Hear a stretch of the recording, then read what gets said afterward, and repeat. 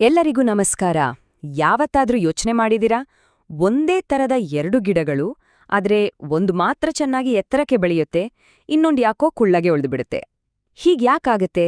ಬನ್ನಿ, ಇವತ್ತು ಈ ಸಸ್ಯಗಳ ಎತ್ತರದ ಹಿಂದಿರೋ ಆ ರಹಸ್ಯ ಏನು ಅಂತ ಒಟ್ಟಿಗೆ ಸೇರಿ ಪತ್ತೆ ಹಚ್ಚೋಣ. ನೋಡಿ, ಇದು ಸುಮ್ನೆ ಹಾಗೆ ಆಗೋದಲ್ಲ. ಇದರ ಹಿಂದೆ ಒಂದು ಸರಿಯಾದ ವೈಜ್ಞಾನಿಕ ಕಾರಣ ಇದೆ. ಹಾಗಾದ್ರೆ ಈ ಎತ್ತರದ ವ್ಯತ್ಯಾಸದ ಹಿಂದಿನ ಗುಟ್ಟೇನು?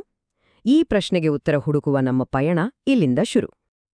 ಈ ರಹಸ್ಯದ ಮೊದಲ ಸುಳಿವು ಸಿಗೋದು ಗಿಡದ ಒಳಗೇನೆ. ಗಿಡದೊಳಗೆ ಒಂದು ರೀತಿಯ ಮೆಸೆಂಜರ್ ಸಿಸ್ಟಮ್ ಇದೆ.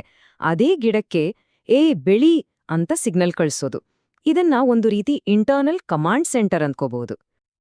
ಈ ಮೆಸೆಂಜರ್ಗಳೇ ಸಸ್ಯ ಹಾರ್ಮೋನ್ಗಳು. ಇವು ಗಿಡದೊಳಗೆ ಓಡಾಡೋ ಪುಟ್ಟ ಪುಟ್ಟ ಪೋಸ್ಟ್ಮ್ಯಾನ್ಗಳಿದ್ದ ಹಾಗೆ. ಗಿಡದ ಪ್ರತಿಯೊಂದು ಭಾಗಕ್ಕೂ ಬೆಳವಣಿಗೆ ಆಗ್ಬೇಕು ಅನ್ನೋ ಇನ್ಸ್ಟ್ರಕ್ಷನ್ಗಳನ್ನ ತಲುಪಿಸುತ್ತವೆ. ಹಾಗಾದ್ರೆ ವಿಷಯ ತುಂಬಾನೇ ಸಿಂಪಲ್. ಒಂದು ಗಿಡದಲ್ಲಿ ಈ ಹಾರ್ಮೋನ್ ಜಾಸ್ತಿ ಇದ್ರೆ ಆ ಗಿಡ ಎತ್ತರಕ್ಕೆ ಬೆಳೆಯುತ್ತೆ, ಕಡಿಮೆ ಇದ್ರೆ ಕುಳ್ಳಗೆ ಉಳಿಯುತ್ತೆ. ಅಷ್ಟೇ. ಇದೊಂದು ನೇರವಾದ ಲೆಕ್ಕಾಚಾರ ಅಂತಾನೆ ಹೇಳ್ಬೋದು. ಸರಿ, ಹಾರ್ಮೋನ್ ಜಾಸ್ತಿ ಇದ್ರೆ ಗಿಡ ಎತ್ತರ ಆಗುತ್ತೆ ಅನ್ನೋದು ಗೊತ್ತಾಯ್ತು. ಆದ್ರೆ ಒಂದು ಗಿಡ ಎಷ್ಟು ಹಾರ್ಮೋನ್ ಮಾಡ್ಬೇಕು ಅಂತ ಡಿಸೈಡ್ ಮಾಡೋದ್ಯಾವುದು? ಇದರ ಹಿಂದೆ ಇನ್ನೂ ಒಂದು ಲೇಯರ್ ಇದೆ. ಇದನ್ನ ಒಂದು ಫ್ಯಾಕ್ಟ್ರಿಗೆ ಹೋಲಿಸ್ಬೋದು. ಕೆಲವು ಫ್ಯಾಕ್ಟ್ರಿಗಳು ತುಂಬಾನೇ ಎಫಿಷಿಯೆಂಟಾಗಿ ಕೆಲಸ ಮಾಡಿ ಸಾವಿರಾರು ಪ್ರಾಡಕ್ಟ್ಗಳನ್ನ ತಯಾರಿಸ್ತವೆ ಅಲ್ವಾ? ಕೆಲವು ಸ್ವಲ್ಪ ಸ್ಲೋ ಆಗಿ ಕೆಲಸ ಮಾಡ್ತವೆ. ಗಿಡದ ಹಾರ್ಮೋನ್ ಉತ್ಪಾದನೆಯೂ ಹಾಗೇನೆ. ಎಲ್ಲವೂ ಅದರ ಪ್ರೊಡಕ್ಷನ್ ಪ್ರಾಸೆಸ್ನ ಎಫಿಷಿಯನ್ಸಿ ಮೇಲೆ ನಿಂತಿದೆ. ಈ ಹಾರ್ಮೋನ್ ಫ್ಯಾಕ್ಟರಿಯಲ್ಲಿ ಒಬ್ಬ ಸ್ಪೆಷಲ್ ವರ್ಕರ್ ಇರ್ತಾನೆ. ಅವನ ಹೆಸರೇ ಕಿಣ್ವ ಅಥವಾ ಎನ್ಸೈಮ್. ಇವನ ಕೆಲ್ಸ ಏನು ಅಂದ್ರೆ ಕಚ್ಚಾ ವಸ್ತುಗಳನ್ನ ತಗೊಂಡು ಅದನ್ನ ಹಾರ್ಮೋನ್ ಆಗಿ ಪರಿವರ್ತಿಸೋದು.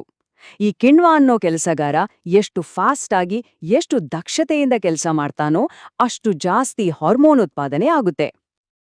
ಓಕೆ, ಹಾಗಾದ್ರೆ ಈ ಕಿಣ್ವ ಅನ್ನೋ ಸೂಪರ್ ವರ್ಕರ್ನ ಕೆಲ್ಸದ ವೇಗವನ್ನ ಕಂಟ್ರೋಲ್ ಮಾಡೋರ್ಯಾರು? ಖಂಡಿತ ಇದ್ರ ಹಿಂದೆ ಒಬ್ಬ ಮಾಸ್ಟರ್ ಕಂಟ್ರೋಲರ್ ಇರ್ಲೇಬೇಕಲ್ವಾ? ಹೌದು. ಈ ಇಡೀ ಪ್ರಕ್ರಿಯೆಯ ಸೂತ್ರಧಾರ ಯಾರು? ನಾವು ಈಗ ರಹಸ್ಯದ ಬಹುತೇಕ ಅಂತಿಮ ಹಂತಕ್ಕೆ ಬಂದು ತಲುಪಿದ್ದೇವೆ. ಉತ್ತರ ಒಂದೇ ಪದ: ವಂಶವಾಹಿಗಳು. ನಾವು ಸಾಮಾನ್ಯವಾಗಿ ಜೀನ್ಸ್ ಅಂತ ಕರಿತೀವಲ್ಲ, ಇವೇ ಆ ಅಸಲಿ ಬಾಸ್. ಈಗ ನಾವು ಎಲ್ಲ ಪಜಲ್ ಪೀಸ್ಗಳನ್ನ ಒಟ್ಟಿಗೆ ಜೋಡ್ಸೋಣ ಬನ್ನಿ. ಒಂದು ವಂಶವಾಹಿಯಿಂದ ಹಿಡಿದು ಗಿಡದ ಫೈನಲ್ ಎತ್ತರದವರೆಗೆ ಈ ಸಂಪೂರ್ಣ ಚೈನ್ ಹೇಗೆ ಕೆಲಸ ಮಾಡುತ್ತೆ ಅಂತ ನೋಡೋಣ. ಎತ್ತರವಾಗಿ ಬೆಳೆಯೋ ಗಿಡದಲ್ಲಿ ಏನಾಗುತ್ತೆ ಅಂದ್ರ, ಅಲ್ಲಿರೋ ವಂಶವಾಹಿ ಒಂದು ಸೂಪರ್ ಎಫಿಷಿಯೆಂಟ್ ಕಿಣ್ವವನ್ನ ತಯಾರು ಮಾಡುವಂತ ಆರ್ಡರ್ ಕೊಡುತ್ತೆ. ಫಲಿತಾಂಶ ರಾಶಿ ರಾಶಿ ಹಾರ್ಮೋನ್ ಉತ್ಪಾದನೆ ಆಗುತ್ತೆ, ಗಿಡನೂ ಎತ್ತರಕ್ಕೆ ಬೆಳೆಯುತ್ತೆ. ಅದೇ ಕುಳ್ಳಗಿರೋ ಗಿಡದಲ್ಲಿ ಅಲ್ಲಿರೋ ವಂಶವಾಹಿ ಒಂದು ಸ್ವಲ್ಪ ಸೋಮಾರಿ, ಅಂದ್ರೆ ಕಡಿಮೆ ದಕ್ಷತೆಯ ಕಿಣ್ವಕ್ಕೆ ಇನ್ಸ್ಟ್ರಕ್ಷನ್ ಕೊಡುತ್ತೆ. ಹಾಗಾಗಿ ಅದು ಸ್ವಲ್ಪನೇ ಹಾರ್ಮೋನ್ ಉತ್ಪಾದನೆ ಮಾಡುತ್ತೆ, ಅದಕ್ಕೆ ಗಿಡ ಕುಳ್ಳಗೆ ಉಳಿಯುತ್ತೆ. ನೋಡಿ, ಇಡೀ ಆಟ ಇರೋದೇ ಆ ಜೆನೆಟಿಕ್ ಕೋಡ್ನಲ್ಲಿ. ಹಾಗಾದ್ರೆ ಇಡೀ ಸರಪಳಿ ಹೀಗಿದೆ. ವಂಶವಾಹಿ ಅಂದ್ರೆ ಜೀನ್ ಕಿಣ್ವಕ್ಕೆ ಆಜ್ಞೆ ಕೊಡುತ್ತೆ. ಆ ಕಿಣ್ವ ಹಾರ್ಮೋನನ್ನು ಉತ್ಪಾದನೆ ಮಾಡುತ್ತೆ. ಆ ಹಾರ್ಮೋನ್ ಗಿಡದ ಎತ್ತರವನ್ನು ನಿರ್ಧಾರ ಮಾಡುತ್ತೆ. ಎಲ್ಲವೂ ಒಂದಕ್ಕೊಂದು ಎಷ್ಟು ಸರಳವಾಗಿ ಕನೆಕ್ಟ್ ಆಗಿದೆ ನೋಡಿ. ಕೊನೆಯದಾಗಿ ಹೀಗೆ ಯೋಚಿಸಬಹುದು: ಪ್ರತಿಯೊಂದು ಗಿಡದೊಳಗೆ ಅದಕ್ಕೆ ಅಂತ ಒಂದು ಇನ್ಸ್ಟ್ರಕ್ಷನ್ ಮ್ಯಾನ್ಯುಯಲ್ ಇರುತ್ತೆ. ಅದೇ ವಂಶವಾಹಿ. ಅದು ಆ ಗಿಡದ ಬಣ್ಣ, ಆಕಾರ ಮತ್ತು ಕೊನೆಗೆ ಅದರ ಎತ್ತರವನ್ನು ನಿರ್ಧರಿಸುತ್ತೆ. ಸಸ್ಯದ ಎತ್ತರದ ಈ ರಹಸ್ಯ ನಮ್ಮನ್ನು ಒಂದು ದೊಡ್ಡ ಪ್ರಶ್ನೆಯ ಮುಂದೆ ನಿಲ್ಲಿಸುತ್ತೆ.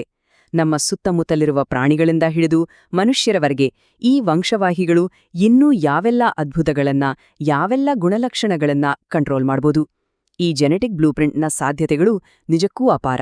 ಇದ್ರ ಬಗ್ಗೆ ಯೋಚನೆ ಮಾಡ್ತೀರಿ?